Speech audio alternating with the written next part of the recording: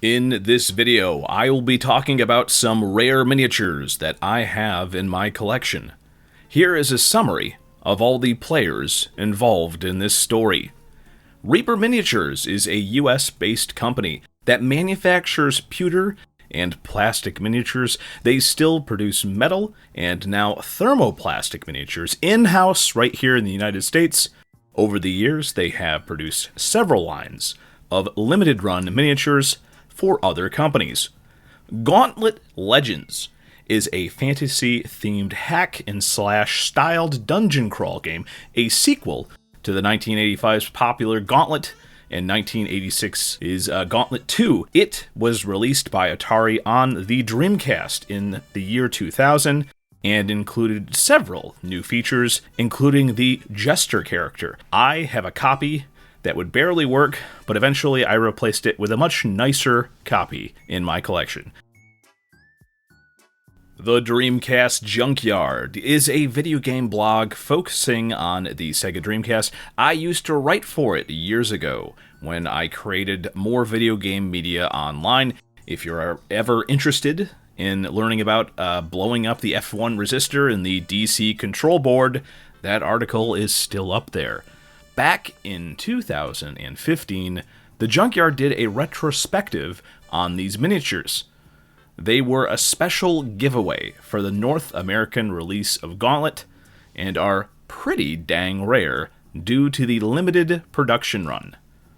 Recently, someone sold these miniatures using Dreamcast Junkyard in the title of the auction, which sadly did not lead to a good sale.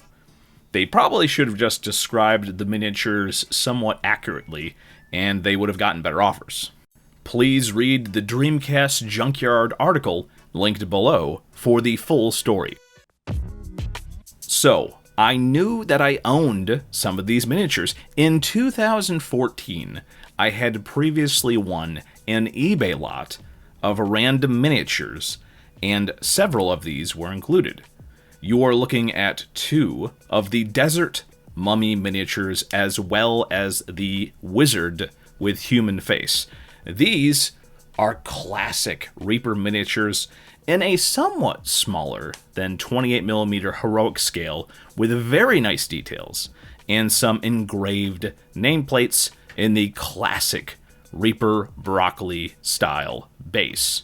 Rather, the texture on top of the base is the classic broccoli style. These are actually a lot more similar to the old AD&D miniatures in some ways. We have the Mystical Wizard, who is one of the playable characters in the game, and we also have the Desert Mummy, who is one of the enemies. Now, if you will notice, I also have a very different looking Jester miniature as well. According to the Gauntlet wiki, a set of 4 new Gauntlet Dark Legacy characters were also planned, however, got turned into a developer gift. So that means only the developer team got these miniatures, and maybe some other people got them as well. So this could very well be the rarest miniature in my collection. However, since hardly anyone knows that this miniature exists, it's debatable whether or not it's ever going to be worth anything. Rare doesn't mean valuable, but I'm going to keep it in my collection because it's just so unique. As for the other miniatures, well, I could keep them in unpainted condition, but that just isn't my style. Why not paint them up and show them in their full majesty? Perhaps even create a D&D encounter with them. First up is primer. It's too cold for spray priming, so it's brush-on polyurethane primer, and then some simple painting to see these details.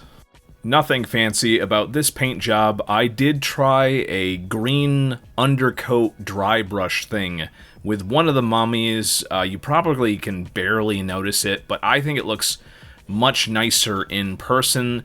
The other one, I just stuck with the brown undercoat from the primer and just did a couple dry brushes on it, then picked out the details, and I was surprised by the level of detail, especially in the Wizard. I ended up doing just a basic paint job on these, but even with that, you can see the detail. Obviously, from the nameplate, This is probably Julie Guthrie did the Wizard. I don't know the sculptor's name who did the Desert Mummy, but the base plates look really good. I'm not like a huge fan of the kind of like tapered Reaper bases you normally see, but these with the texture on top and kind of the flat brim around it, I actually really like these bases. These are some very nice looking miniatures, I must say, and I do have one mummy left, and I might give that a little bit more of a detailed paint job in the future. But the main focus was to kind of get these table ready and to show off what they look like with a basic paint job. As always, I'm not the best painter in the world. I basically am doing this to show off what the miniatures look like painted. If I really feel like it, I'll strip them or touch them up later down the line. But yeah, this is just kind of a weird callback to my history with video games and the Sega Dreamcast, and thinking back to that Gauntlet disc that I kept on trying to get to work and only worked like a couple times. But like I said, later on I did get a working Gauntlet Legend disc for the Sega Dreamcast. So yeah, great memories. Again, you should really check out the article from the blog, the Dreamcast Junkyard, about the shenanigans that went on with the eBay lot and everything like that. There's a lot of fun articles on there, so you should check that out. I hope you enjoyed this video about some very rare miniatures, and please let me know if there's any other videos that you want me to do. Do you want me to take a look and see if there's any other rare curiosities in my collection that I should paint up or talk about? Or if there's any other topic, please let me know in the comments below. This is the song I sing tonight to get the video to 8 minutes. YouTube requires videos be a certain length for the algorithm.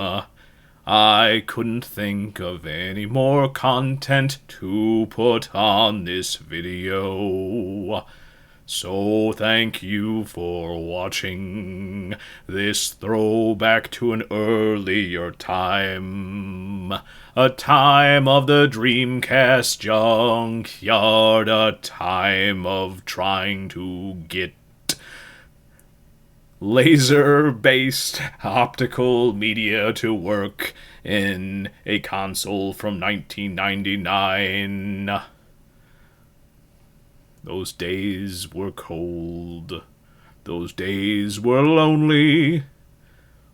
But making dumb videos kept me alive.